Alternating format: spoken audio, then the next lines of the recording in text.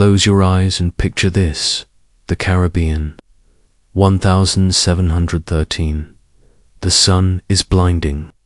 The sea, a vast sheet of blue glass broken only by the wreckage of warships, their timbers bleaching in the heat. The War of Spanish Succession has ended, and the sea, once alive with sanctioned privateers, has fallen strangely quiet. Thousands of sailors, men who had lived by the cutlass and the letter of marque, suddenly find themselves unemployed, cast ashore with no wages, no food, no purpose. This is where the legend begins, in the stillness after war, when desperation and opportunity collided. They drift toward Nassau, a battered little port on the island of New Providence, a place so ruined by conflict that its walls are shattered and its governor long since fled. And yet, there is something in the air, here's something dangerous and magnetic. The men gather, ragged and sunburned, speaking in low voices about fortune and freedom. They drink, they fight, they dream of seizing the fat galleons that still limp home heavy with silver from the new world. You can almost smell the mix of salt air and spilled rum, the smoke from their fires curling into the night sky as they plan what comes next. This is not the world of kings and parliaments anymore. This is something new, something raw.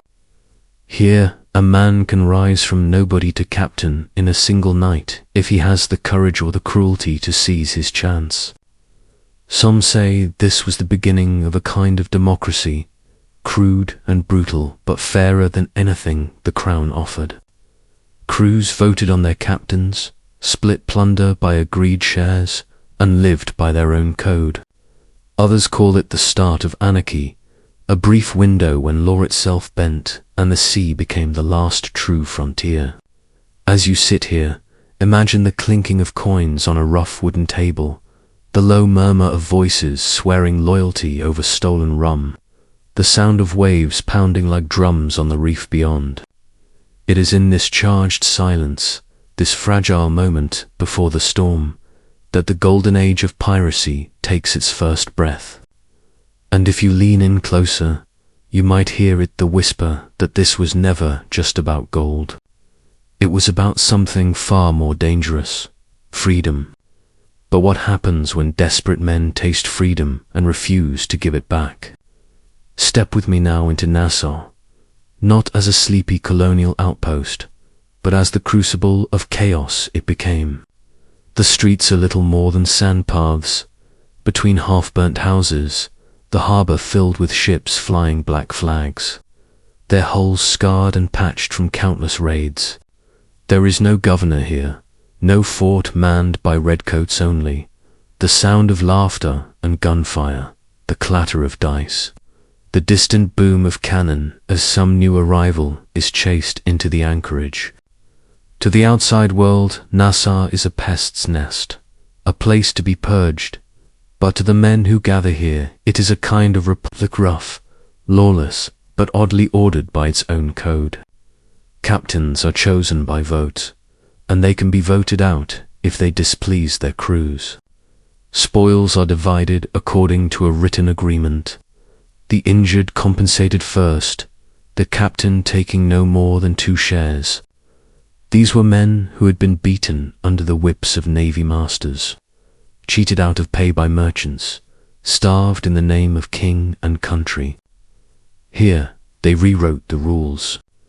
The taverns are packed with men of every colour and creed-escaped slaves, outcast sailors, deserters, adventurers from Europe and the colonies drawn together by the promise of plunder. Listen closely and you'll hear the mingling of accents, English, French, Dutch, African tongues, the raucous roar of a world turned upside down. They toast to the next rich Spanish galleon, to the chance of a fight, to the wild idea that no man is master over another. Some say this was the closest thing to a democratic utopia the world had seen. Others call it a fever dream that could never last. The British Crown sees it as a cancer, festering just beyond their reach, threatening trade routes and imperial dignity. The Spanish see it as piracy of the worst kind, a direct theft of their empire's lifeblood.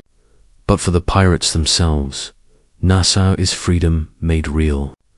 Here, a man could die tomorrow, but tonight he is his own king. The smell of gunpowder hangs in the air, the stars glint above like silver coins, and the sea outside the harbor calls to them like a living thing. This is the Republic of Pirates, and as more ships limp into Nassau, carrying men hungry for revenge and fortune, one question grows louder. How long can such a place survive before the empires of the world come to burn it down? The first time a black flag was seen on the horizon, it must have been like staring at death itself.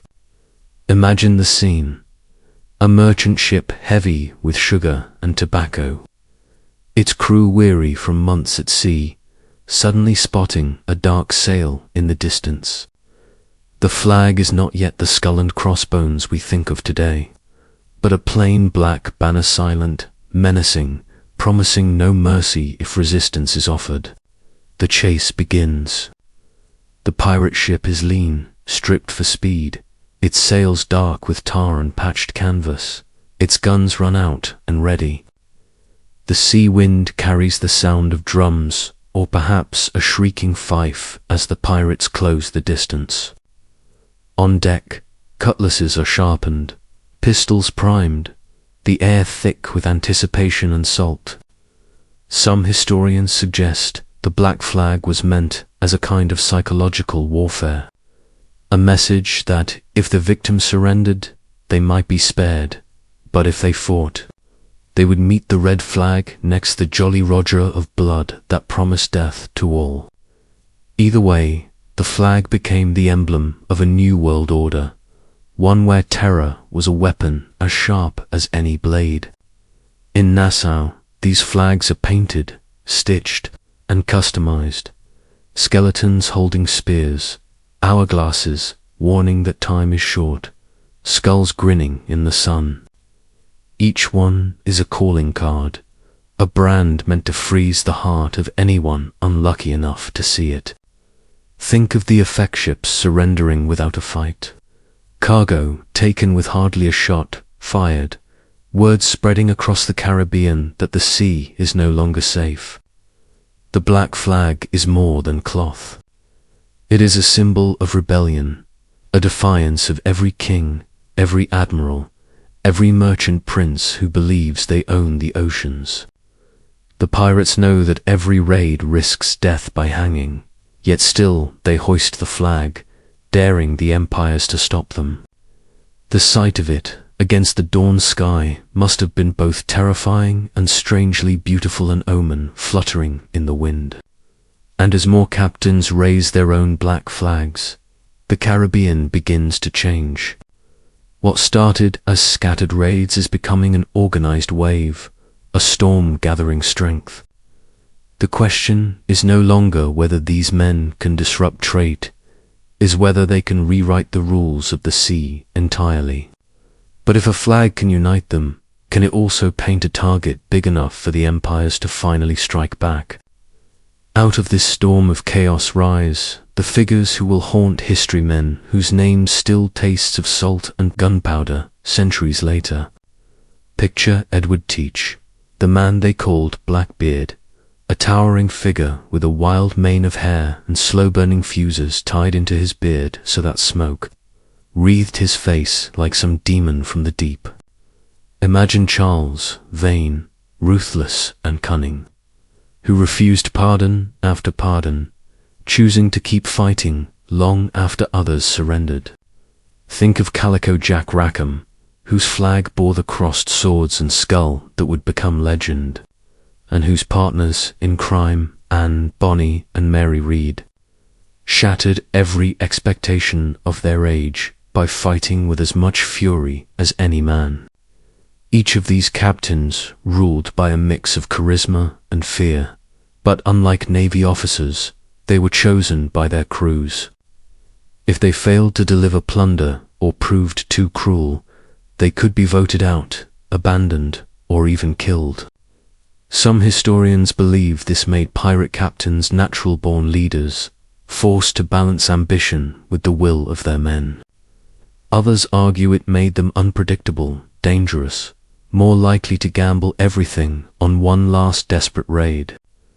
The ships they commanded were floating microcosms of rebellion, sleek schooners and brigantines stripped down for speed, bristling with cannon.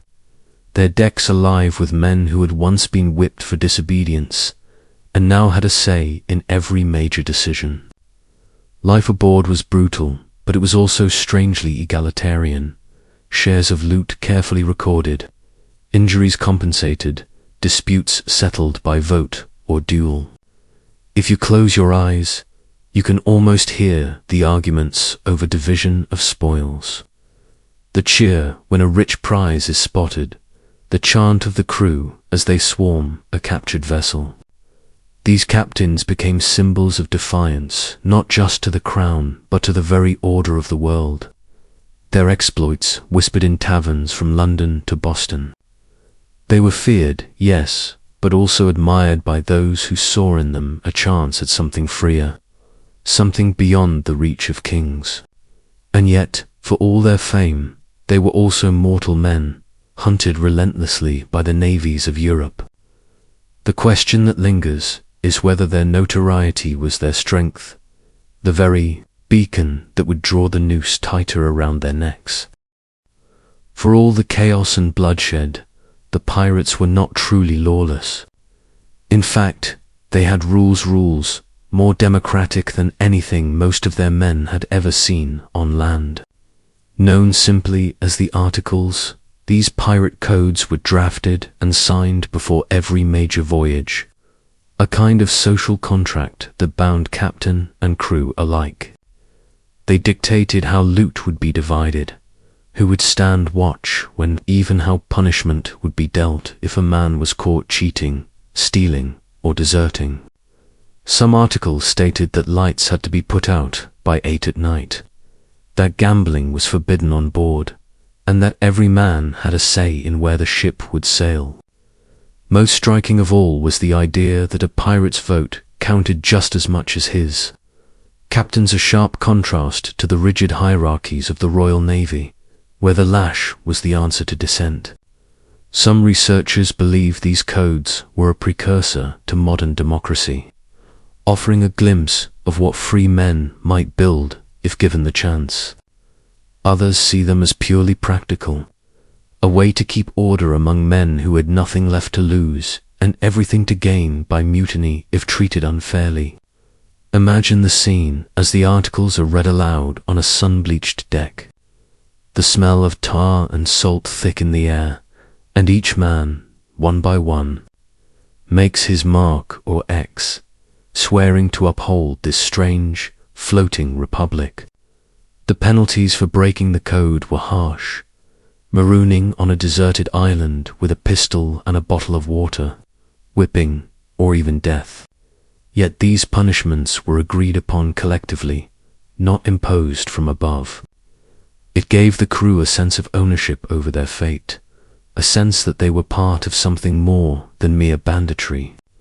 Close your eyes and you can almost hear the murmured assent, the nods of grim approval, the creak of the ship as it rocks gently in the current while the code is sealed. This self-made law kept the pirates united when greed, fear, and hunger might have torn them apart. But there's a paradox here. By creating order, the pirates made themselves more dangerous, more efficient, more threatening to the powers they sought to defy. The question becomes inevitable: did these codes give them freedom? Or did they simply forge a new kind of chain, one that bound them to their fate just as surely as the hangman's rope waited on shore? Sit back and imagine a sun-soaked, windswept island, a place where no king, governor, or navy dared set foot. Here, in these hidden coves and remote harbors, the Golden Age of Piracy found its heart. Nassau, on New Providence in the Bahamas, became the most infamous of these havens. a lawless republic where the outcasts, runaways, and former privateers of the Caribbean gathered to carve out their own rules. Ships swayed in the turquoise water, their hulls patched and painted, rigging flapping in the salty breeze, while taverns rang with laughter, shouting, and the clink of coin. Some researchers suggest that these havens emerged naturally, a combination of geography, opportunity, and desperation. Others argue that the collapse of European naval power after the War of Spanish Succession created a vacuum that pirates were quick to exploit. There was no governor to enforce taxes, no garrison to patrol the beaches, just freedom and danger intertwined. The atmosphere in these pirate republics was electric, a chaotic mix of commerce, conspiracy, and camaraderie. Ships that had once hunted others now shared information about naval patrols, trade routes, and hidden coves. Black markets thrived alongside taverns and workshops, while rumors of buried treasures spread like wildfire, sparking both greed and legend. In Nassau, you could find a tavern on every corner, the air thick with smoke from fires and lanterns, voices raised in laughter, argument, or song. Women who followed these men offered both companionship and a reprieve from the constant tension of life at sea. Their presence a reminder of the lives pirates had left behind or forsaken entirely. But beneath the revelry lay a constant tension. The threat of a naval assault, a rival cruise attack, or even betrayal from within hung over every gathering. The pirates' democracy was fragile, maintained by fear, respect, and the constant balancing act of power.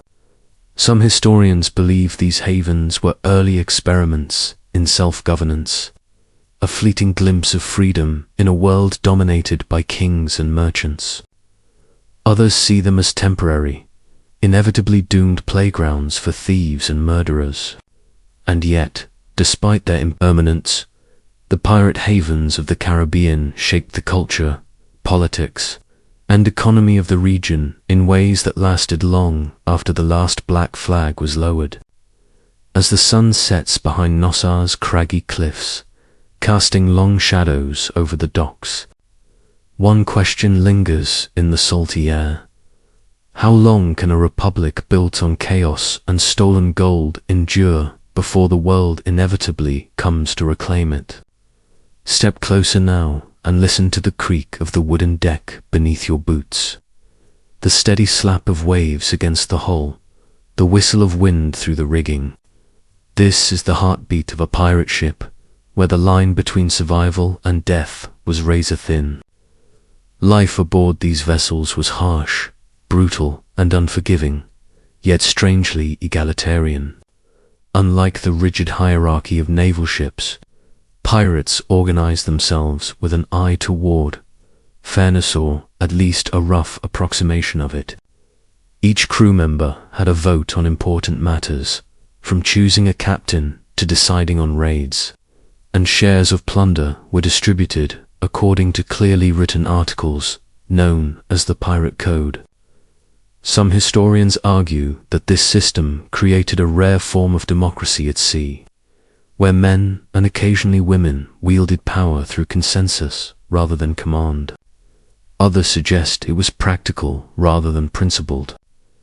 Cooperation ensured survival when every decision could mean life or death. Imagine the texture of rope under calloused fingers, the stench of salt and unwashed bodies, the constant thrum of tension as every lookout must scan the horizon for sails friend or foe. Daily life was a mixture of boredom and terror. Hours spent scrubbing decks, repairing sails, or mending nets could suddenly erupt into moments of extreme violence, cannon fire, boarding actions, or a clash with rival crews. Disease was ever present, fevers and dysentery cutting down even the strongest men, while rats gnawed at provisions in the hold. Food was meager, often salted meat and hardtack, washed down with grog to kill both thirst and morale. Yet in this harshness, bonds were forged. Stories of loyalty, of men risking their lives to save shipmates, of secret acts of kindness, float through the annals of pirate history. And amid the chaos, some crews developed rituals and superstitions, tattoos, charms and songs meant to bring luck, ward off death, or honor the fallen. It was a world where every decision was magnified by risk, where freedom existed only alongside constant danger, and where the lines between heroism and criminality blurred. As night falls over the Caribbean Sea and the ship rocks gently beneath the stars, one question hovers: how did men and women endure such a life for the promise of gold, freedom, or legend, knowing that the waves themselves could claim them at any moment? As we turn the pages of history, it is impossible to ignore the rare, defiant figures who stepped aboard pirate ships in a world ruled by men. Women like Anne Bonny and Mary Read, who challenged everything society demanded of them. Imagine the clatter of boots on a ship's deck, the salty spray of the ocean in your face, and then a woman, disguised as a man, moving among hardened sailors without revealing her secret. Some researchers believe these women were motivated by necessity escape from abusive homes, the chance at independence, but others suggest something more elemental, a thirst for freedom, adventure, and agency that society denied them. Anne Bonny, fiery and relentless, grew up in Charleston, but the call of the Caribbean's lawless waters drew her to the dangerous allure of piracy. Mary Read, raised as a boy to circumvent restrictions on her gender, found in piracy a life that recognized skill and courage over identity. Their presence aboard pirate vessels was often tolerated because their fighting abilities and courage earned respect. Though always under the constant threat of discovery, imagine the texture of leather and canvas under their hands, the sting of salt spray, the roar of cannon fire, the chaos of boarding a ship with pistols firing and cutlasses clashing. Yet through it all, they moved as equals among men who, under other circumstances, might never have granted them any autonomy. Their stories are fragmented and filtered through rumor, legend, and the writings of men who often could not separate admiration from exaggeration or fear from fascination. Some suggest Anne Bonny disappeared into obscurity, her fate cloaked in mystery. Others whisper that she returned to Charleston, living quietly under her father's protection, while a child she carried may have grown up unaware of her mother's notorious past. Mary Read's life was cut short, succumbing to fever in a prison cell. Her courage recognized even in death, but her story survived in the annals of piracy. Immortalized alongside Anne's, these women disrupted expectations, embodying the tension between societal constraints and the raw desire for freedom. As the Caribbean sun dips below the horizon, painting the waves crimson and gold, one must wonder what drove them more, the lust for gold or the unquenchable hunger to live on their own terms. And in that mystery, their legend grows, a quiet challenge echoing across time, asking who truly defines freedom on the open sea.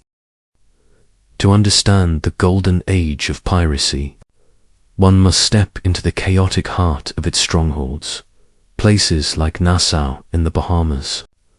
A town that became more than a refugiate was a republic of outlaws, a place where the rules of kings and governors faded beneath the black flag.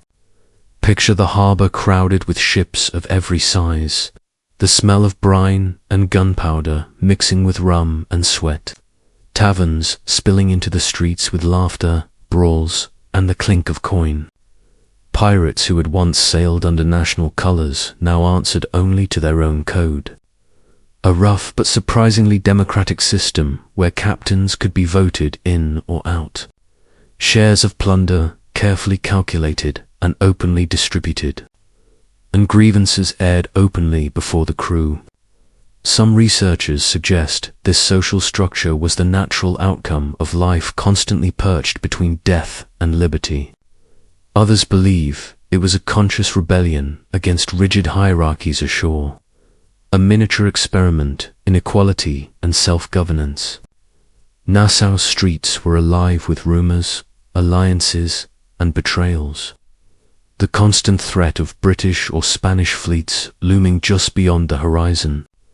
Ships were refitted, weapons repaired, and crews recruited from every corner of the Atlantic, creating a melting pot of nationalities and languages, bound together by the singular obsession with freedom and survival. The town's economy was a shadow of legality, fueled by the trade in stolen goods, black market deals, and the occasional bribe to a compliant governor.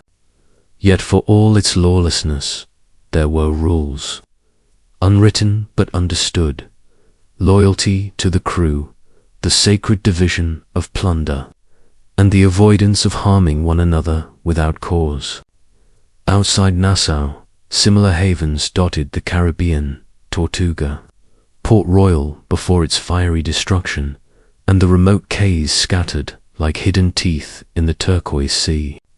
Each was a node in a network that allowed pirates to move, trade, and plan raids with astonishing efficiency.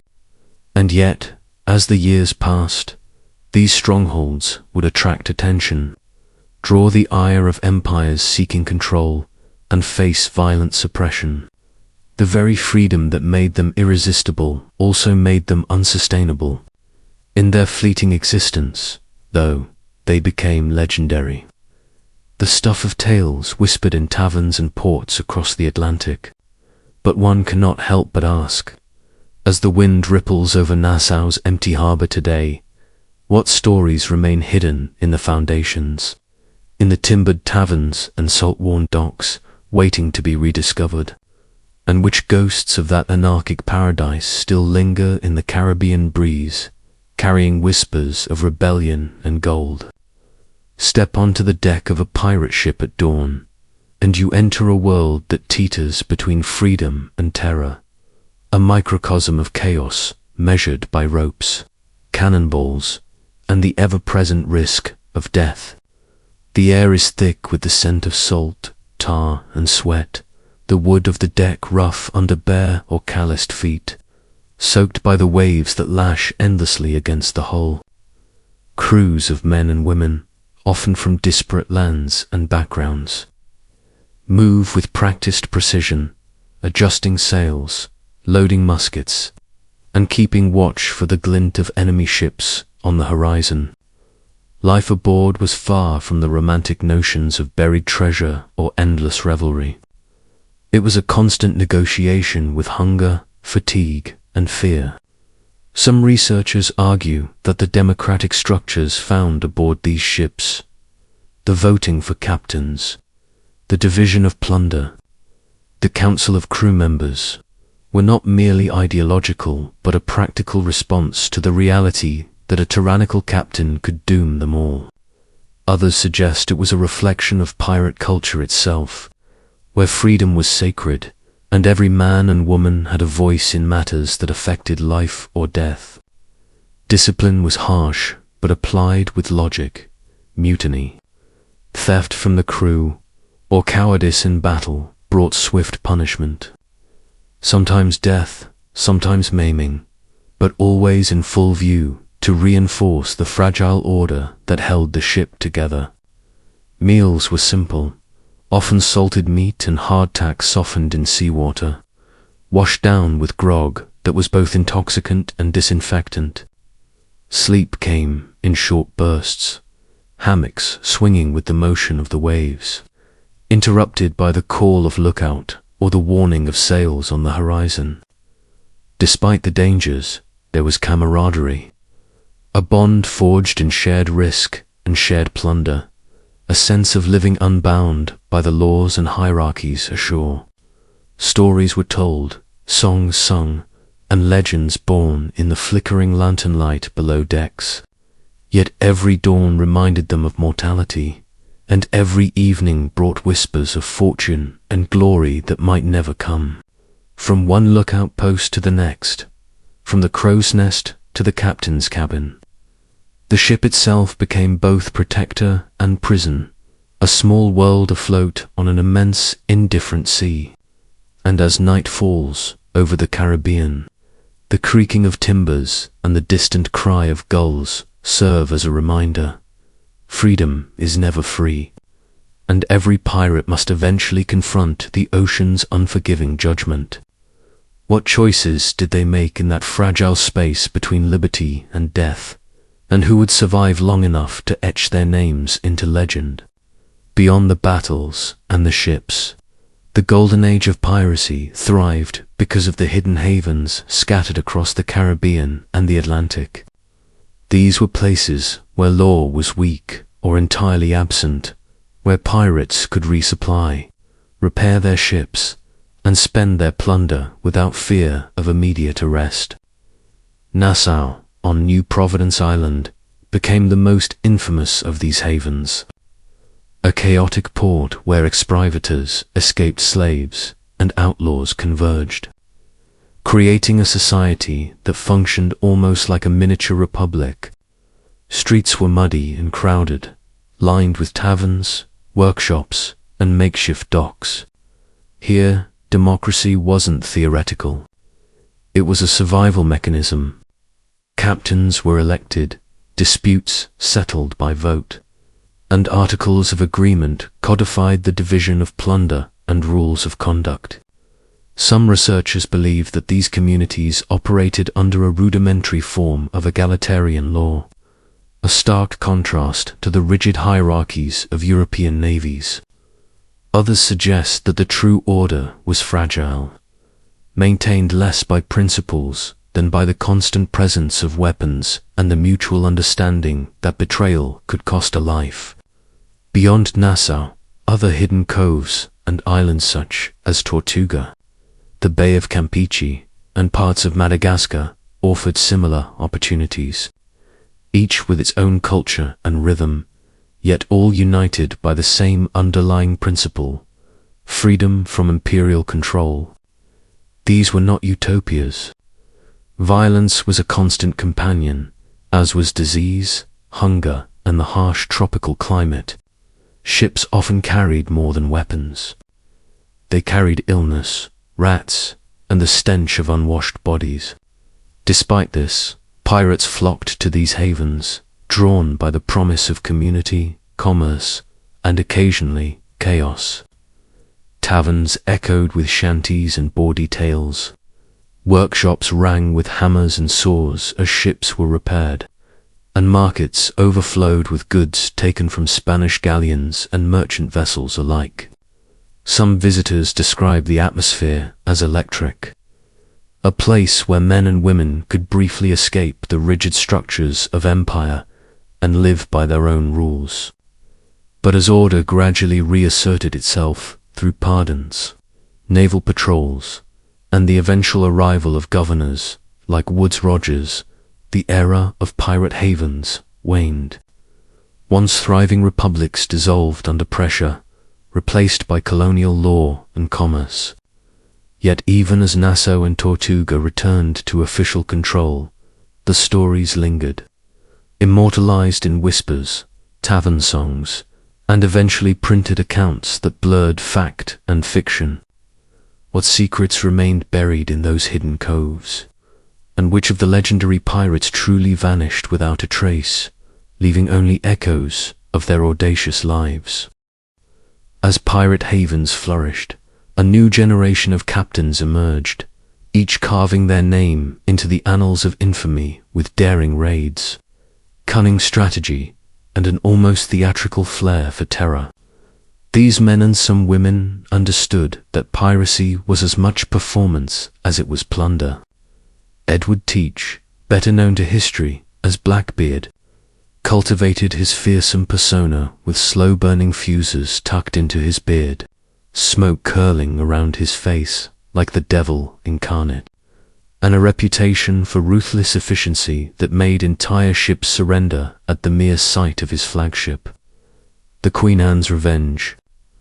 Charles Vane, in contrast, relied on unpredictable violence and audacious escapes, refusing to compromise even when offered pardons, his defiance becoming legend among sailors and governors alike.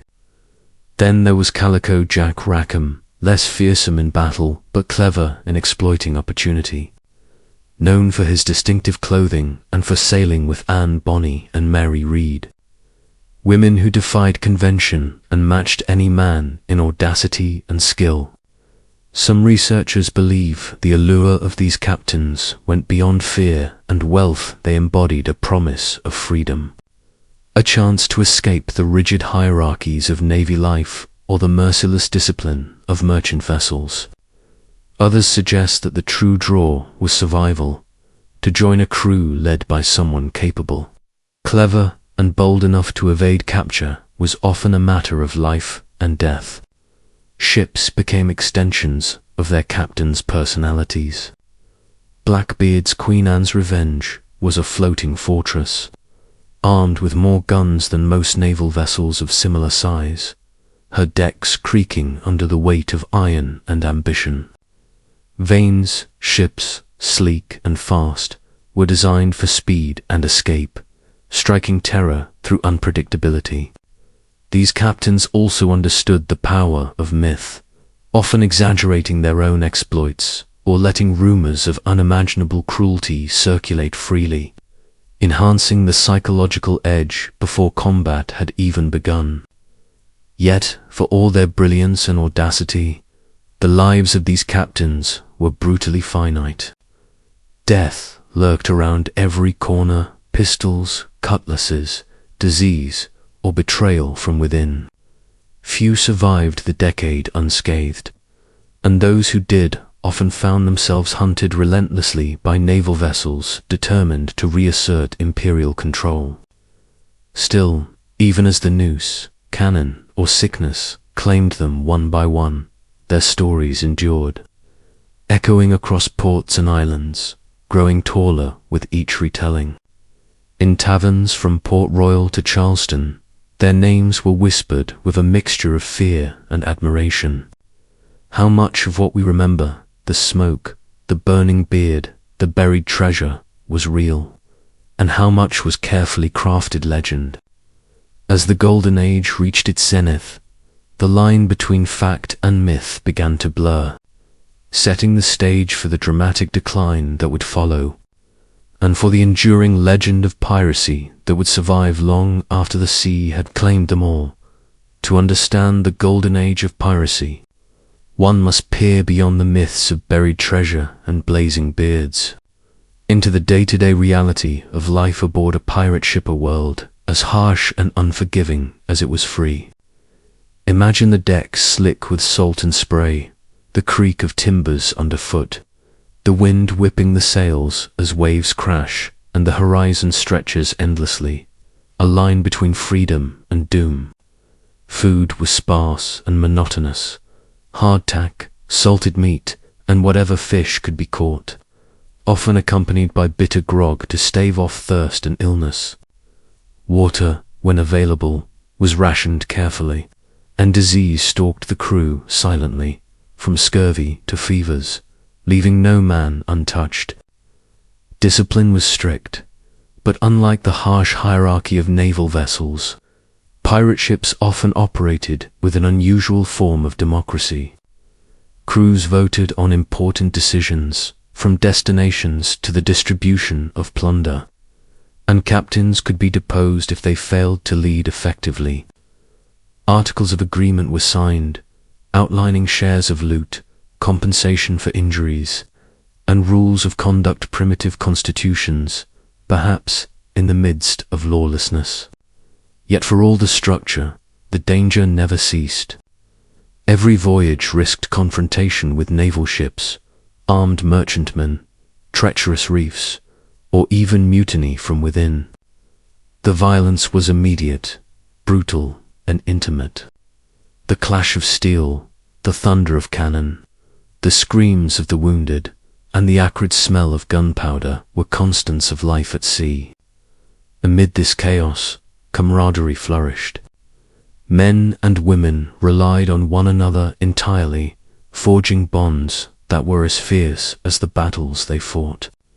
Anne Bonny and Mary Read are said to have fought with ferocity equal to any man, their presence challenging expectations and offering a glimpse into the rare freedom women could experience in this otherwise male-dominated world. Yet, even here, superstition and rumor carried weight. Ghostly sightings, cursed ships, and omens were taken seriously, a way to impose order on the uncontrollable sea. Some researchers believe these beliefs kept crews vigilant. Others suggest they merely heighten the drama of already perilous lives. The daily toil, the constant threat of death, the fleeting moments of drunken revelry or victorious plunder all combined to create a life of intensity unmatched elsewhere. And it is this mixture of brutality and freedom, fear and exhilaration, that makes the stories of the Golden Age so enduring. As the sun set over the ocean, casting long shadows across the deck, every sailor knew they were part of something fleeting, something extraordinary, a world that would burn bright and vanish, leaving only legend in its wake. What would happen when the winds of empire finally reached these waters, and the wild freedom of the sea was challenged by the growing power of law and order? By 1715, the Bahamas had become the perfect storm for piracy, and at its heart was Nassau, a port that would earn the notorious title of the Pirate Republic. Imagine a town of sun-bleached buildings, wooden piers slick with sea spray, and the constant din of sailors unloading loot, arguing over shares, or swapping tales of daring raids, with little formal governance and distant authorities who struggled to impose order. Nassau became a magnet for those seeking freedom on the high seas, a sanctuary where outlaws could govern themselves. Pirate codes dictated behavior, rudimentary but revolutionary, ensuring fair division of plunder and rights to vote on matters of importance. Here, the outlaws were rulers, men and women who had rejected the rigid hierarchies of European navies and merchant vessels. It was a society built on chaos, yet surprisingly democratic. Blackbeard, Charles Vane, Benjamin Hornigold, and later Edward Law left their marks on Nassau, each shaping the Republic in their own image. Hornigold was known for his cunning and charisma, often steering crews toward profitable, low-risk targets while avoiding unnecessary bloodshed. Vane, by contrast, embraced a more violent and unpredictable approach, his very presence a storm at sea, leaving communities trembling at the threat of his attacks. Into this mix sailed the legendary Blackbeard, whose fearsome appearance, slow-burning matches in his beard, smoke curling around his face, made him both terrifying and unforgettable. Rumors of his ruthlessness spread faster than cannon fire, yet in Nassau, he too had to navigate the delicate politics of pirate alliances, rivalries, and shifting loyalties. Some historians suggest that Nassau functioned almost like a mini-state, with informal courts settling disputes, taverns serving as gathering places for news and negotiation, and ships constantly arriving and departing with tales of conquest. But this fragile freedom was built on shifting sands. European powers, particularly Britain, began to recognize the threat posed by an organized base of piracy in the Caribbean. Governors like Woodes Rogers were appointed with the express mission of restoring order, offering pardons to those willing to abandon piracy while hunting down the rest with naval force. By the end of the decade, the Golden Age's paradise was under siege. The question looming over Nassau was simple but inevitable. Could this self-made republic withstand the tide of empire? Or would the guns of the crown extinguish the wild experiment of democracy on the high seas forever? The answer would shape the fate of every pirate who called Nassau home, and the legends that endure centuries later. Few names from the Golden Age resonate like that of Edward Teach, better known to history as Blackbeard.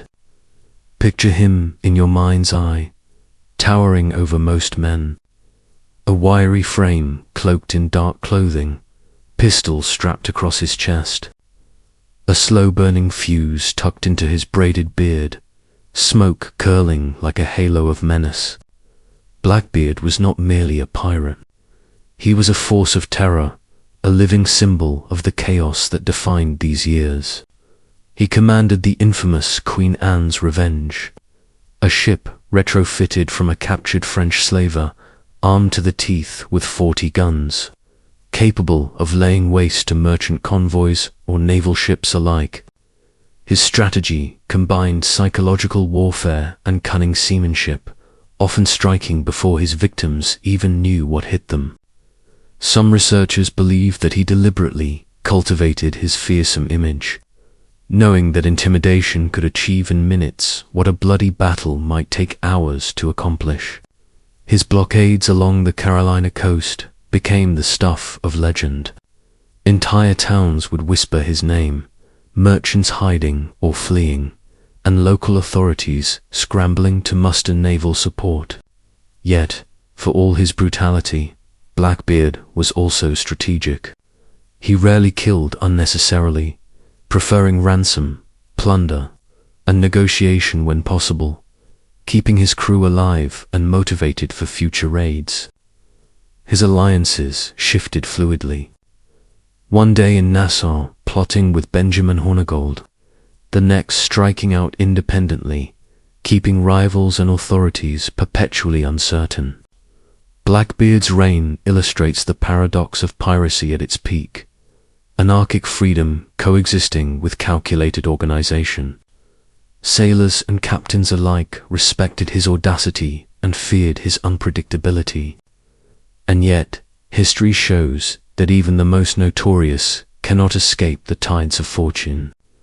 In November 1718, at Ocracoke Inlet, his reign would end in a dramatic confrontation with Lieutenant Robert Maynard of the Royal Navy. The battle was brutal and intimate. Swords clashing, pistols fired at close range, blood mingling with the churning waves.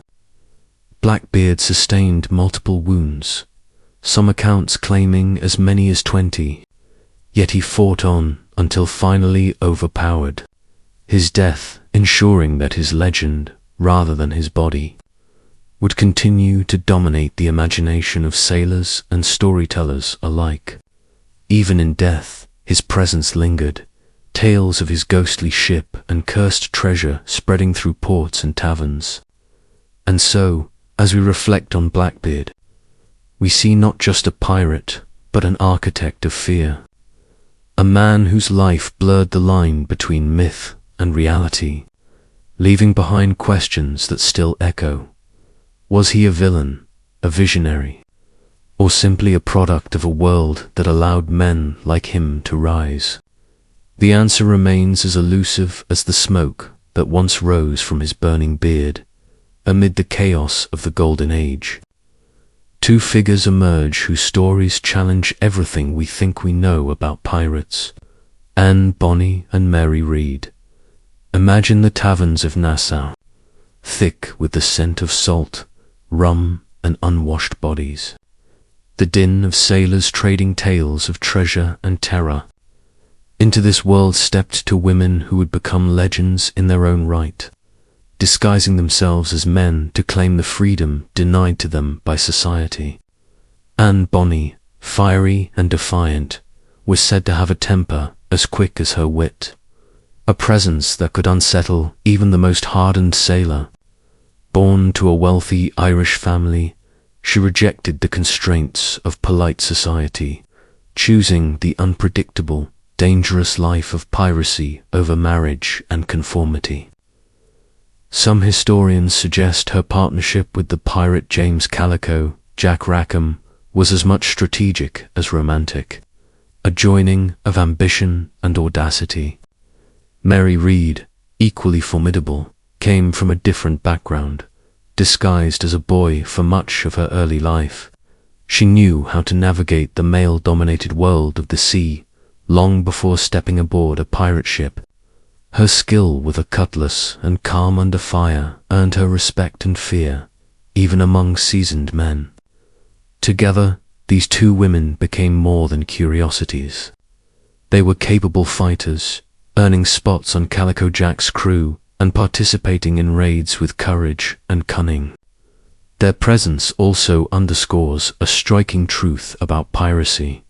The pirate code, harsh and democratic, allowed for merit and daring to trump gender, at least temporarily. Yet, despite their bravery, fate was not kind. Captured alongside their crew in 1720, they faced execution. Records suggest that both claimed to be pregnant, delaying their hanging and leaving historians to wonder what became of them afterward.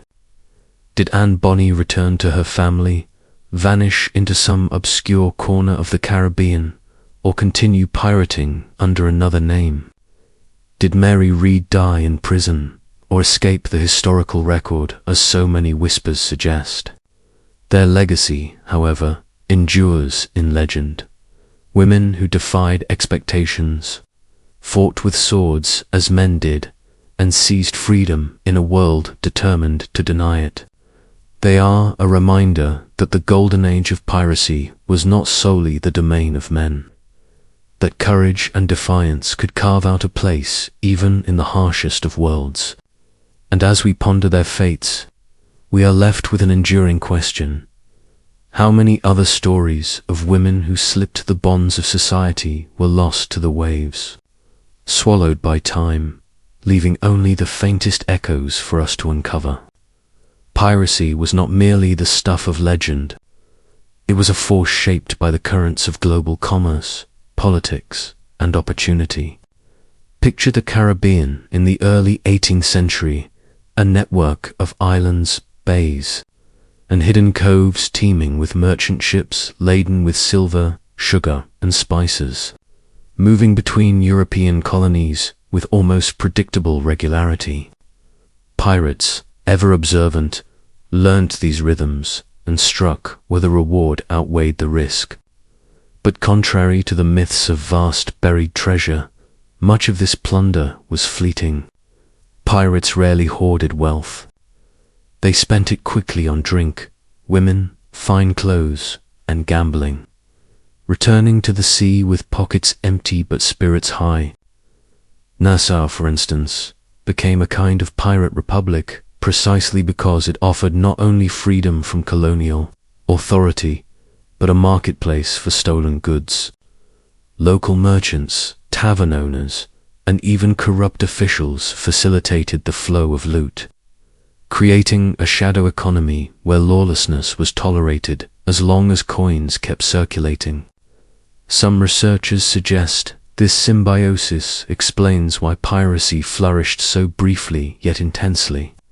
It relied on a delicate balance between chaos and order, between fear and profit.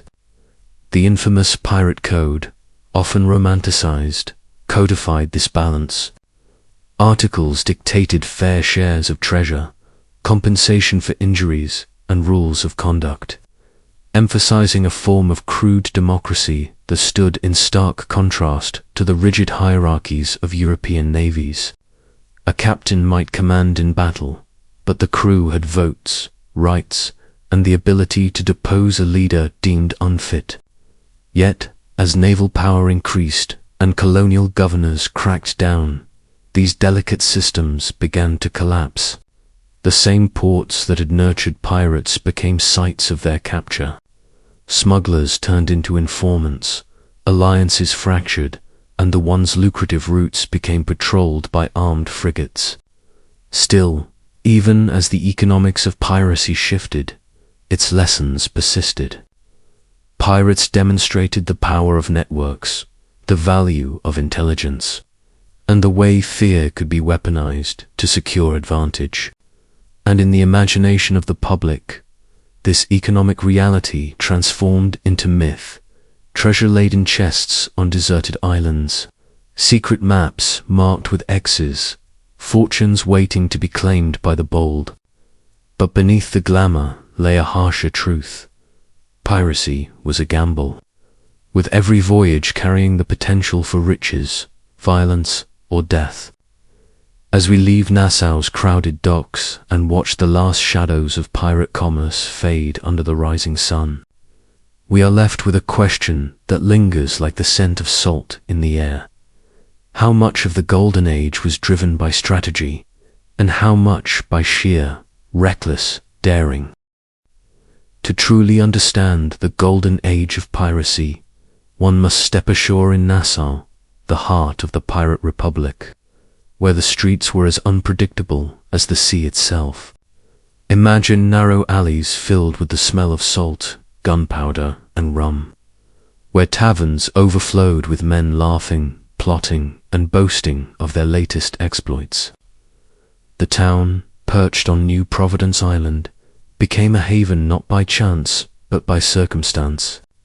Its natural harbor offered shelter from storms and naval patrols alike, while the weakened colonial administration allowed pirates to operate with minimal interference. Some historians argue that Nassau's transformation was inevitable, a perfect convergence of geography, politics, and the human thirst for freedom.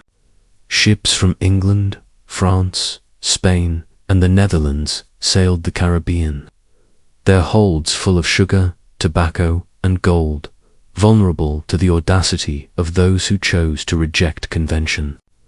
Pirates established informal governance here.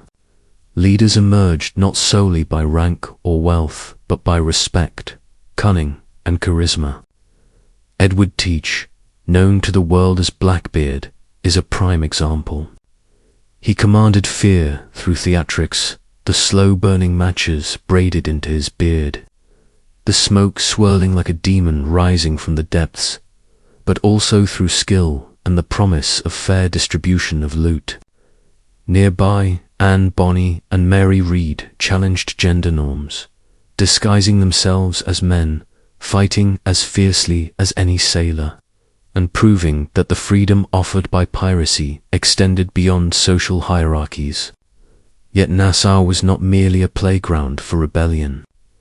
It was a hub of commerce, negotiation, and risk.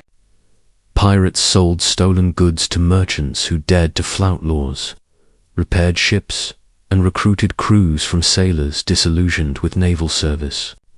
But with every coin earned came a shadow of danger. English governors, privateers, loyal to crowns, and rival pirate factions constantly threatened the fragile equilibrium. Scholars suggest that Nassau's decline was as swift as its rise. By 1718, Woodes Rogers arrived with pardons and royal authority, systematically dismantling the pirate stronghold, restoring order, and signaling that the era of lawless sovereignty was ending. Yet even as the cannons roared and the black flags were lowered, the legacy of these havens persisted.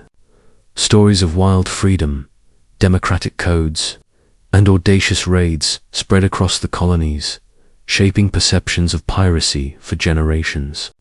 As the sun sets over Nassau's once lawless streets, leaving only the echoes of laughter, clashing cutlasses, and whispered secrets, one question remains: could any place truly hold freedom as long as the world demanded order? Or were these pirate utopias always destined to vanish like mist over the Caribbean horizon? Step aboard a pirate ship in the early 18th century, and the world transforms into something simultaneously orderly and chaotic, democratic and brutal. The moment your boots hit the rough, salt-streaked deck, you are entering a microcosm of freedom built on rules that are paradoxically strict, Unlike naval ships bound by rigid hierarchies, pirate vessels operated under a code articles agreed upon by every man, sometimes even every woman, aboard. These codes were surprisingly democratic. Each crew member had a vote on matters of war, plunder, or discipline, and shares of stolen goods were meticulously distributed, often weighted by role and risk undertaken. Some researchers believe these agreements were as much a psychological tool as a practical one, creating loyalty and reducing mutiny in a profession defined by betrayal. The code also imposed limitations, forbidding fights among crew members, punishing theft, and sometimes even dictating compensation for injuries. A man losing a limb might receive a reward from the communal chest. Life aboard was harsh, and the code could never soften the physical realities. Decks were slippery with salt and blood, hammocks swayed violently with every swell of the ocean, and the stench of unwashed bodies mingled with gunpowder and rotting fish.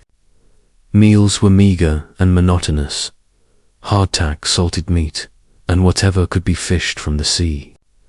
Disease spread quickly, and a simple wound could fester into death.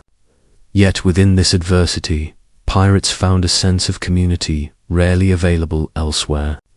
Laughter, storytelling, and even crude music filled the air at night, moments of humanity punctuating the relentless danger. Discipline was maintained not only by fear but by shared respect. Captains like Blackbeard inspired terror and loyalty simultaneously. A figure larger than life, cunning and charismatic, capable of both cruelty and generosity. Women like Anne, Bonnie, and Mary Read, often disguised, proved their mettle in battle, earning places in this extraordinary hierarchy. Yet, despite the code and camaraderie, the shadow of mortality was constant. One cannon blast, one boarding, one misstep could end a life instantly, leaving only legends in its wake. As the sails flap in the Caribbean wind and the horizon promises both treasure and peril, one is left to wonder, how long could this fragile order endure before the seas themselves was a world beyond demanded reckoning? The answer lies not in a single ship, but in the intertwined fates of every man and woman who dared to claim freedom on the high seas. No discussion of the Golden Age of Piracy can escape the shadow of Edward Teach, better known to history as Blackbeard. Picture a man whose very presence could stop a town in its tracks, whose reputation preceded him like a dark storm cloud across the Caribbean horizon.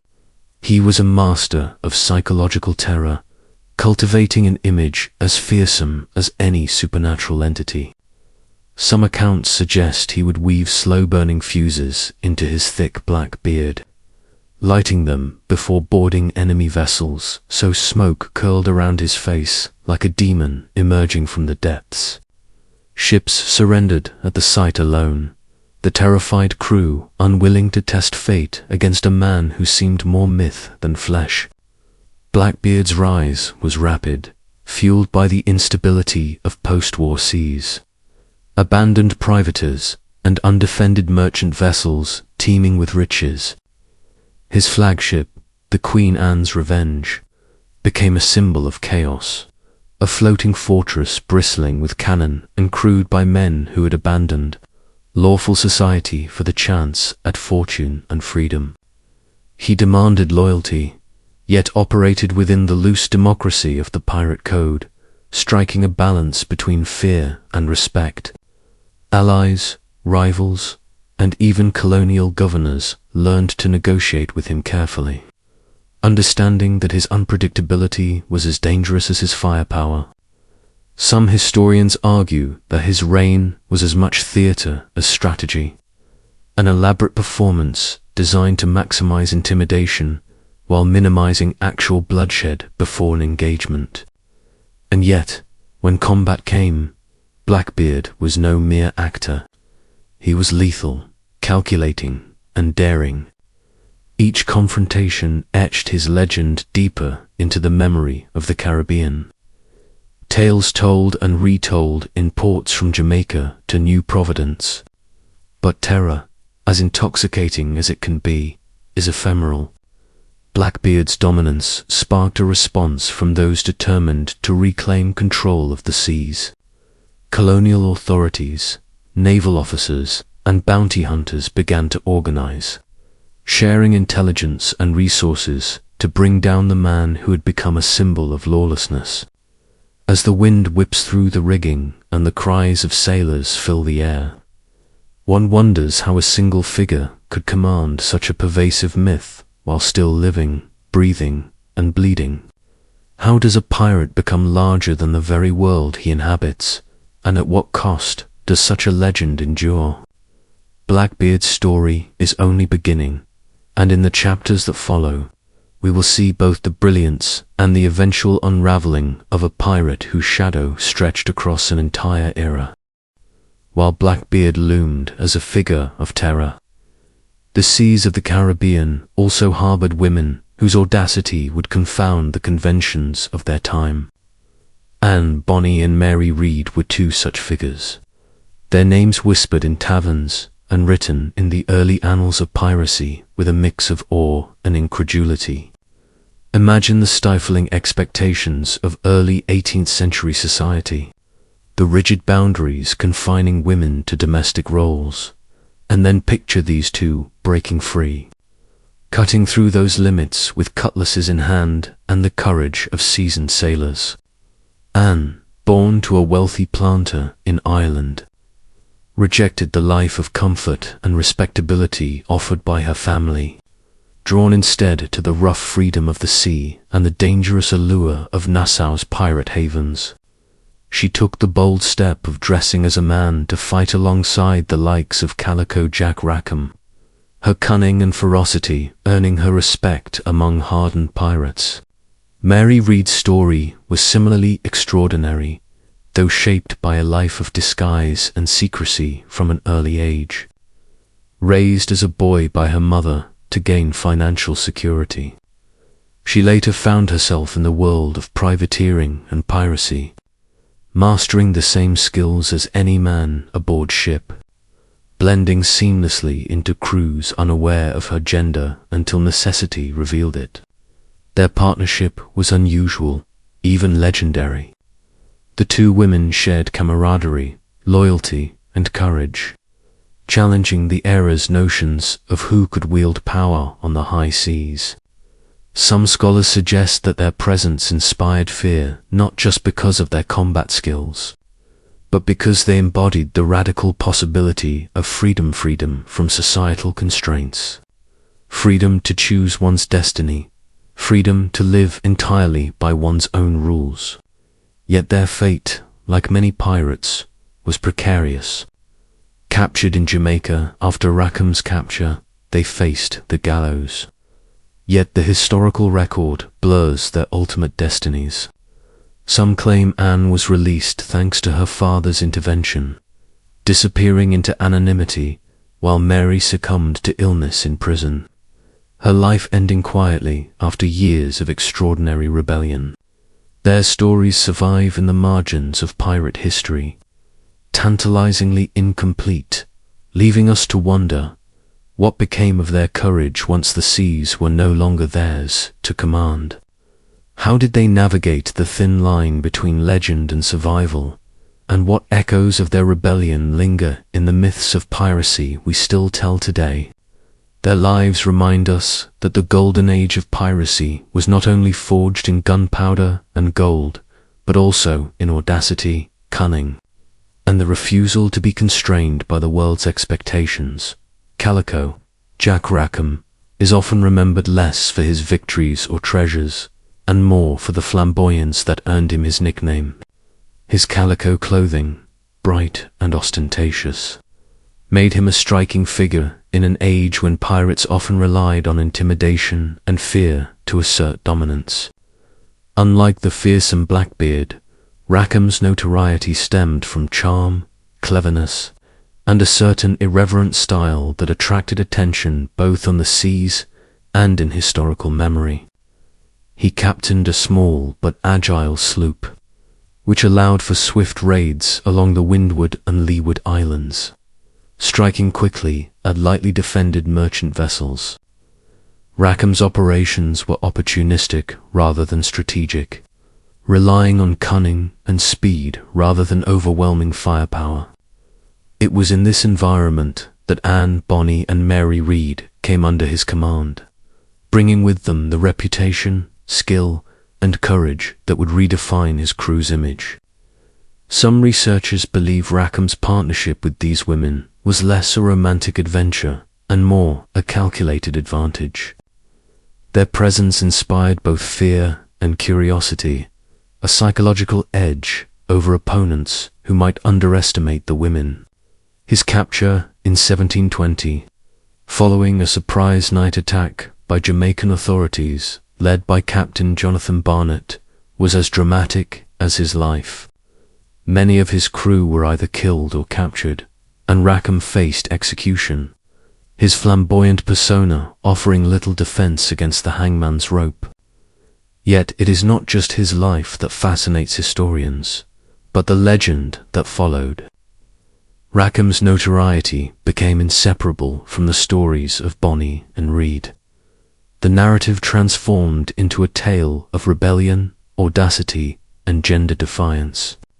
Some suggest that Rackham's charm, combined with his willingness to defy norms, created a prototype for the gentleman pirate archetypes, someone who blends bravado, cunning, and a certain theatricality, making piracy seem simultaneously dangerous and alluring. His brief career, ending in the shadow of the gallows, underscores a recurring theme of the Golden Age, that piracy was a fleeting, precarious life, where fortune and survival were rarely aligned. And yet, the stories persist, growing taller with each retelling.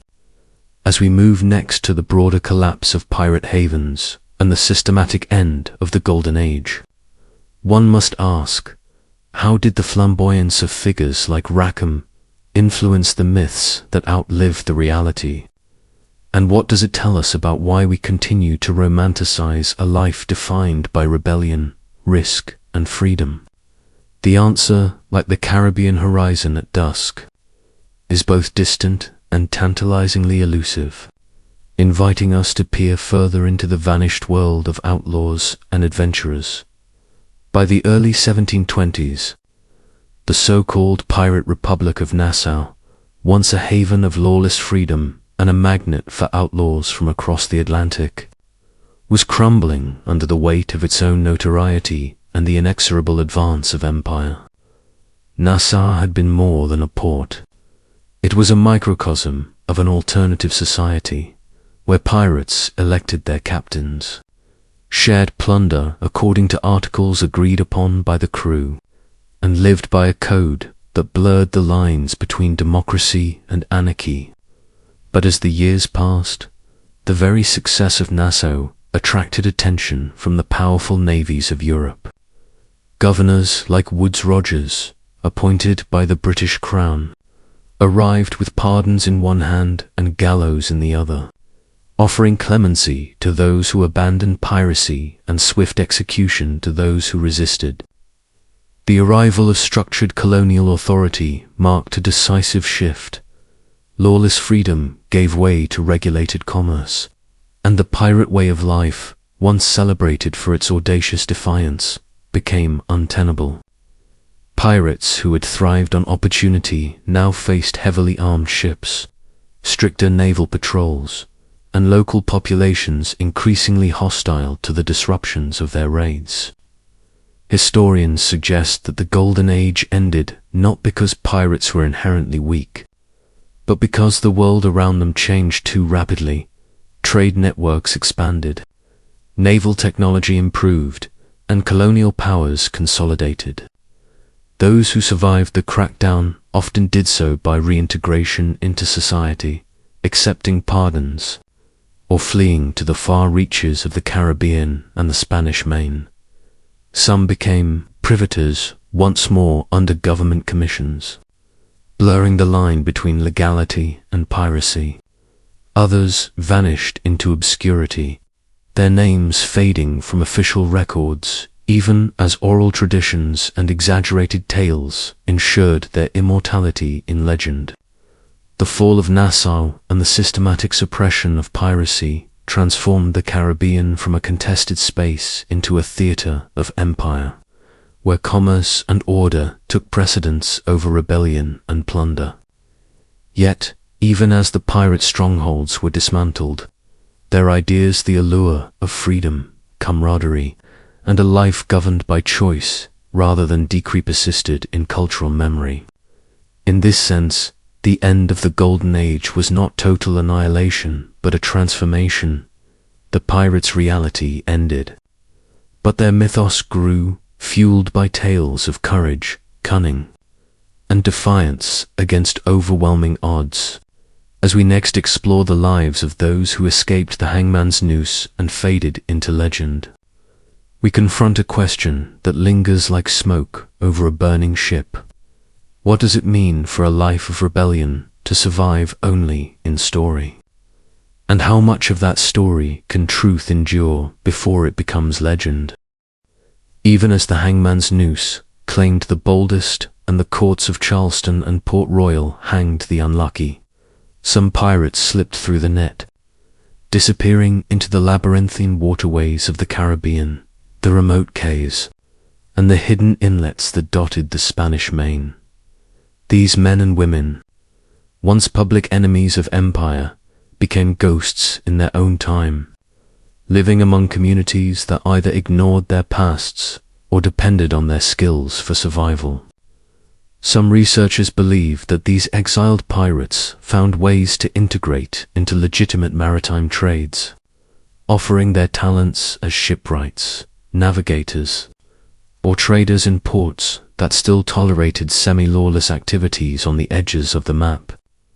Others suggest that some sailed farther, returning to distant islands or hidden coves to establish secret enclaves, small, tightly knit communities where the old pirate codes continued, unobserved by colonial authorities. The life of a pirate in exile was far from glamorous.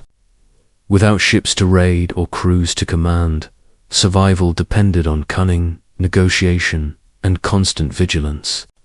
Supplies were scarce, diseases ran rampant, and betrayal was always a threat former. Comrades could become informants for the crown, or desperate sailors could turn on one another. Yet there was also freedom in exile, a strange inversion of the life once lived in Nassau. No elected captains or articles, no grand raids, just the raw challenge of existing outside the rules of empire.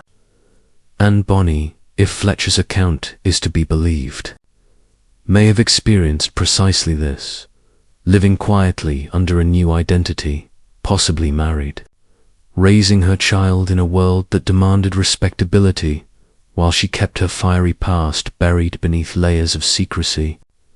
Similarly, legends hint that Israel Hands survived his pardon, disappearing into the Americas, while other notorious figures faded into anonymity, their reputations preserved only in whispered stories in port taverns and coastal villages.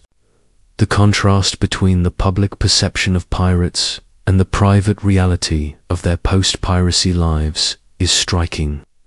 While legends grew taller, more terrifying, more romanticized with each retelling, the actual lives of survivors were marked by restraint, caution, and sometimes profound loneliness.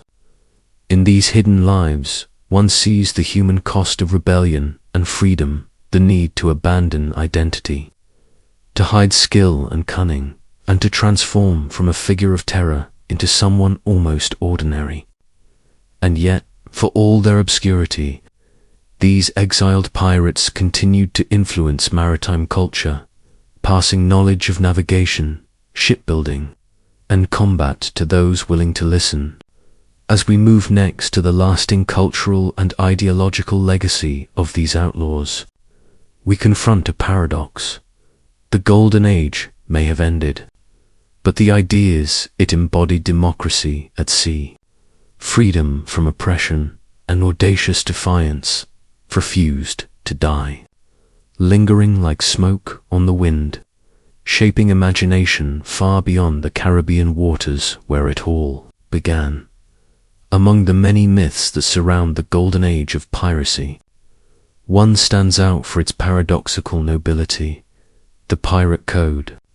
Far from the chaotic, anarchic existence imagined by later storytellers, many pirate crews operated under surprisingly structured agreements, binding captains, officers, and sailors to a set of rules designed to ensure fairness, survival, and, above all, the collective pursuit of freedom.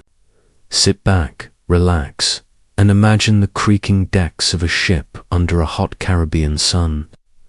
The smell of salt and tar thick in the air, the groan of timbers under the weight of loot and men alike. On ships like Blackbeard's, Queen Anne's Revenge, or Stede Bonnet's Revenge, every man had a vote. Major decisions, whether to attack a heavily armed merchantman or divide spoils, were made democratically. Captains could be deposed by their crews if they proved incompetent or tyrannical. Shares of plunder were carefully enumerated in written articles, with compensation assigned for injury. An eye lost in battle could mean 100 pieces of eight, a missing hand even more. Some researchers suggest that these codes were born of necessity, a way to maintain order among men accustomed to violence and alcohol, often far from the reach of any outside authority. Others propose that the codes reflected a deeper ideological commitment, a desire to live outside the strict hierarchies imposed by monarchy and merchant interests. It was, in essence, a floating experiment in early democratic principles, forged under the threat of cannon fire and naval pursuit. The pirate code also enforced behavioral rules. Quarrels settled quickly, theft from comrades forbidden, and conduct toward women and captives sometimes outlined, though enforcement varied. The texture of life under such a code was immediate and tangible: the clatter of pistols during disputes, the shouts of a crew voting on strategy, the careful counting of gold coins after a raid. It created a fragile social contract, one that could collapse in a storm of greed or misfortune, but that often worked remarkably well in practice. And while the Golden Age of Piracy would end, leaving the seas under the dominion of empire, these codes survived in legend and influenced maritime traditions long afterward. From one mystery to the next, we must ask, did these principles inspire later revolutionary thought, embedding the idea that ordinary men could govern themselves, even if only temporarily, against the backdrop of lawless waters? As the wind whistles through the rigging of an imagined ship, the shadow of that fragile, egalitarian experiment lingers, an echo of freedom that would refuse to be silenced. Even after the last black flag was lowered, the story of piracy cannot be told without wandering into the bustling, chaotic ports that served as their temporary homes, safe havens, and marketplaces. Sit back and picture Nassau in the early 1710s, a ragged, sun-baked town of wooden shacks and makeshift taverns, anchored ships creaking in the shallow harbor, the scent of salt, gunpowder, and rum thick in the air. Pirates arrived like storms, sometimes unannounced, sometimes forming alliances with local authorities who saw profit in tolerating their presence. Some historians argue that Nassau functioned as a proto-public, a city governed not by kings or governors, but by captains elected by the very crews that terrified the Caribbean.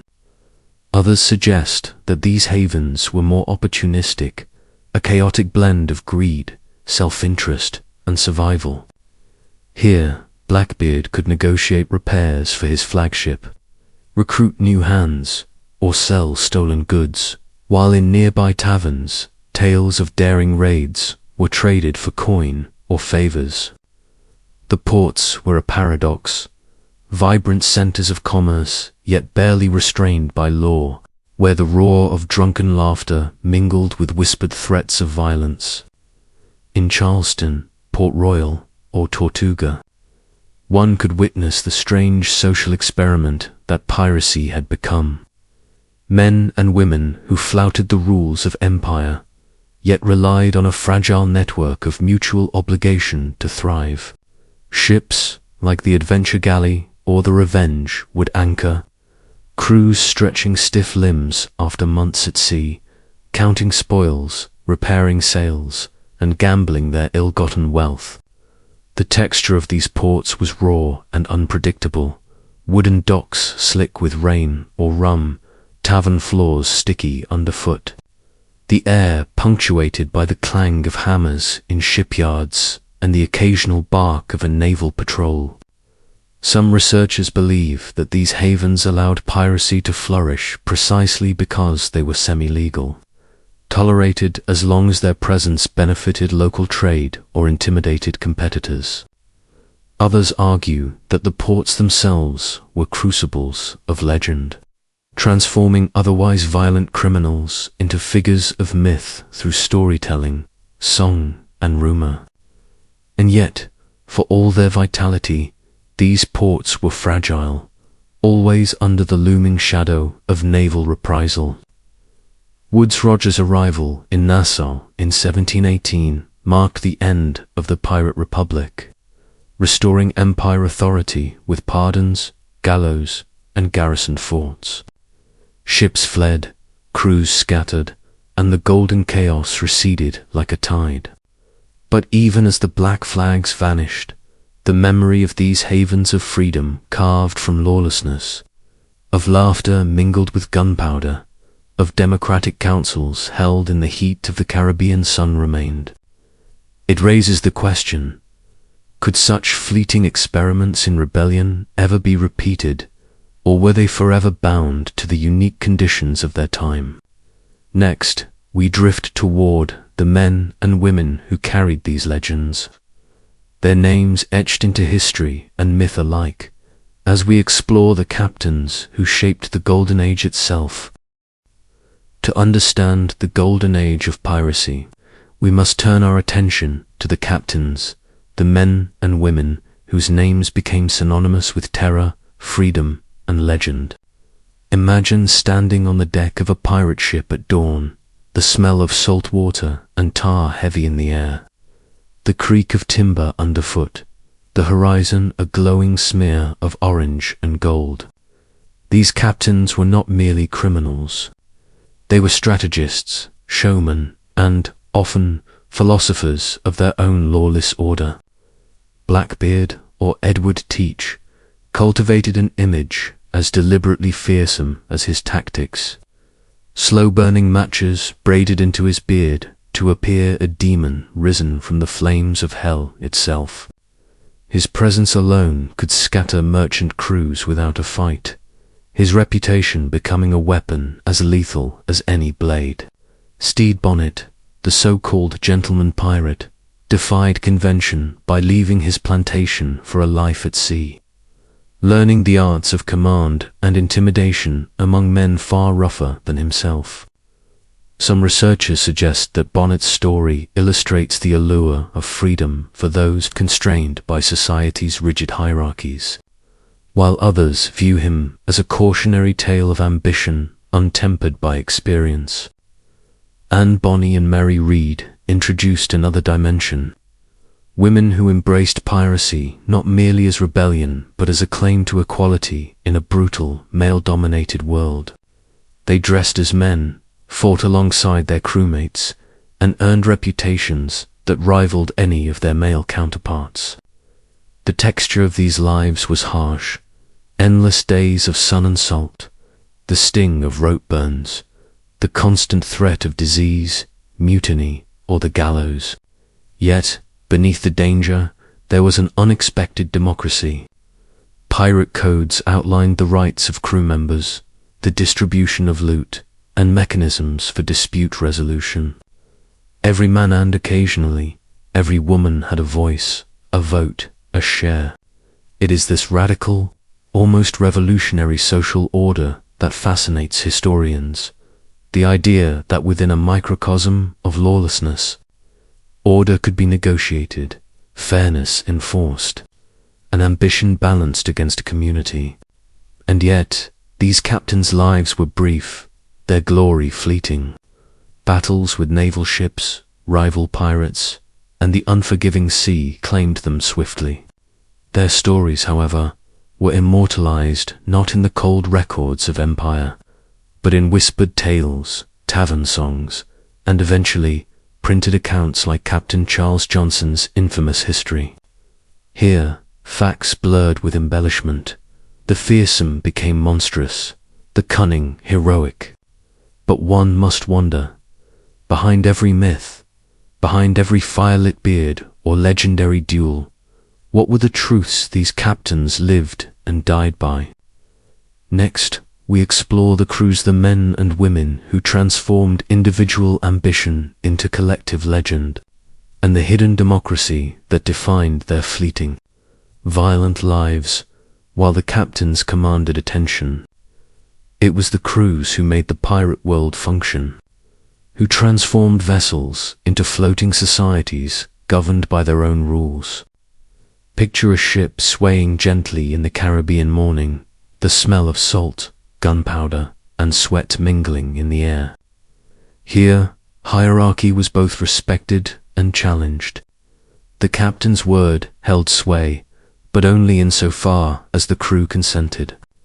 Pirate articles, or codes, were drafted before voyages, signed by every member, and outlined everything from shares of treasure to compensation for injuries. One man losing a limb in battle was entitled to a reward, a system strikingly advanced for its time. Some researchers suggest that this egalitarian structure attracted the best sailors. Disillusioned by naval or merchant service under strict, often cruel discipline, others see it as pragmatic. A motivated crew fought harder, boarded ships more decisively, and navigated the lawless waters with sharper cohesion. The crews were diverse, a tapestry of nationalities, races, and backgrounds. Enslaved or free, European, African, and indigenous men found themselves side by side, bound by necessity, risk, and the promise of freedom, or at least wealth. Daily life oscillated between monotony and chaos. The endless labor of raising sails, swabbing decks, and maintaining weaponry, punctuated by the feverish excitement of attack, chase, and plunder. Food was meager, water often brackish, disease a constant companion.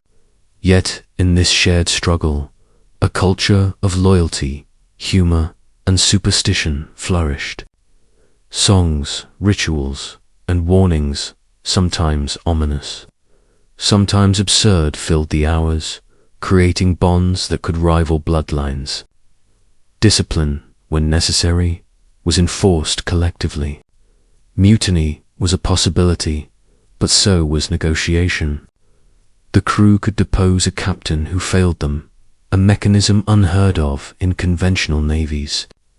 This uneasy balance between freedom and structure, democracy and discipline, made pirate crews uniquely resilient and fiercely independent.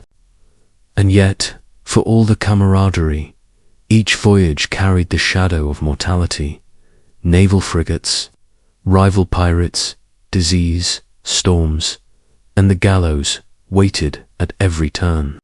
As the Golden Age waned, these crews were scattered, absorbed into empires, or executed, their stories fading into legend. But the idea persisted, a fleeting society where ordinary men, and occasionally women, seized control of their destinies, creating an order defined not by kings or governors, but by consensus and courage. From the individual captains to these intricate crews, piracy was not merely lawlessness. It was a radical, violent experiment in human freedom. Next, we delve into the hidden economies of piracy, the flow of treasure, the networks of trade, and the shadowy commerce that made this world not only possible, but extraordinarily profitable, at least for a time. Beyond the battles, the flags, and the cannon smoke, piracy thrived on an intricate, often hidden economy that connected the lawless to the lawful, the Caribbean to Europe, and the open sea to the taverns of port towns. Imagine a bustling dock at sunrise, the creak of wooden hulls, the smell of salt and tar, merchants haggling over the price of sugar, rum, and textiles. Pirates were more than raiders. They were opportunists, skilled at navigating not only the seas but the networks of commerce that supplied, hid, and laundered their plunder. Some researchers believe that without these shadow markets, piracy could never have lasted more than a few months. Others suggest that the flow of goods was as important as gold, silver, and jewels, with captured sugar, spices, or exotic goods forming the backbone of pirate trade. Port towns like Nassau, Charleston, and Port Royal acted as both sanctuaries and marketplaces, places where stolen ships could be fenced, supplies replenished, and alliances brokered. Corrupt officials, merchants, and even colonial governors sometimes turned a blind eye, accepting bribes or shares in loot, blurring the line between legality and criminality. This system created a paradox. Pirates were hunted relentlessly, yet they were indispensable in fueling regional economies, a dark mirror of legitimate trade. Within this shadow economy, treasure itself became a symbol, part reality, part myth. Maps with X's, stories of chests buried on remote islands, tales of cursed gold. These were exaggerated, but they reflected the fluidity and uncertainty of wealth in a world without banks or oversight. Money could vanish as easily as it appeared, spent in a single night on drink, women, and clothing, or lost to storms, battles, or betrayal. The pirates' reliance on this fragile, shadowy system contributed to both their power and their vulnerability. Over time, as naval forces grew stronger, port authorities tightened control, and international trade became more regulated, this hidden economy collapsed. What remained were the stories of unimaginable riches, whispered in taverns and immortalized in print, growing taller with each retelling.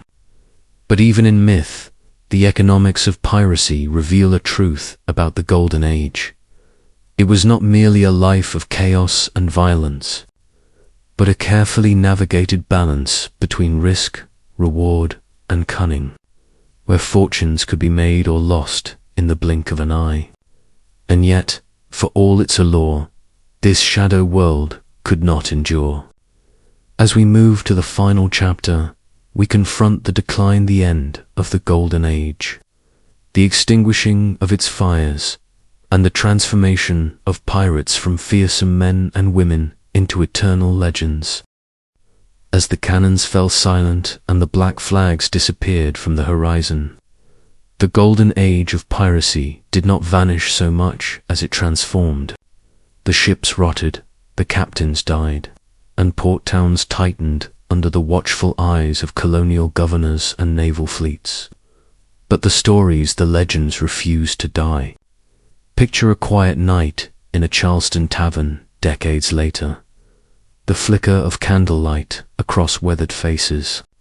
A storyteller leaning close, voice low and deliberate, spinning tales of Blackbeard's blazing beard, Anne Bonny's daring escape, Mary Read's defiance of convention.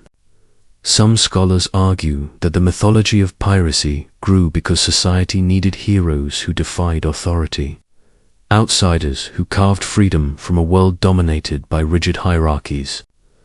Others suggest that pirates offered a cautionary tale, a glimpse of the consequences of lawlessness, adventure, and unchecked ambition. In print, the transition was swift. Captain Charles Johnson's history, whether authored by him or by Daniel Defoe, codified events into narratives that were part fact, part fantasy. These accounts emphasized drama over nuance, heroism over hardship, turning real men and women into symbols larger than life. The truth that pirates lived violent, short, unpredictable lives was softened, distorted, and romanticized. Yet beneath the embellishment, enduring principles remained. Pirates operated with codes of conduct, democratic in ways that kings and parliaments rarely were, giving every man or woman a voice, a share, a right to be heard. These ideals, born on the deck of a stolen sloop, resonate across centuries, inspiring literature, film, and imagination. Some researchers suggest that modern conceptions of rebellion, freedom, and anti-establishment identity owe a shadowed debt to this brief, bright era. Others see the fascination as a reflection of human desire for adventure and risk, the allure of horizons unclaimed, of treasure hidden, of a life unconstrained by societal rules. Even today, when children play with plastic swords or adults dress for Halloween as swashbucklers of the Caribbean, they echo the dreams of those who once sailed for real under the burning sun and shifting tides. And perhaps that is the true legacy, not the gold or the fear, but the idea that ordinary people could seize autonomy, claim agency, and live and die on their own terms. The Golden Age ended, but it became eternal in memory, in imagination, in legend. So when you hear the distant slap of waves against a hull, the creak of rigging in a storm, or a whisper of wind that sounds almost like a voice, remember this. Somewhere in some corner of the human spirit, the black flag still flies. The pirates may be gone, but their dreams, their audacity, and the taste of freedom they chased sail on forever. Sit back, listen closely, and let the stories of the Golden Age of Piracy remind you that even in the shadows of history, legend can outlast reality, and imagination can make immortals of mortals.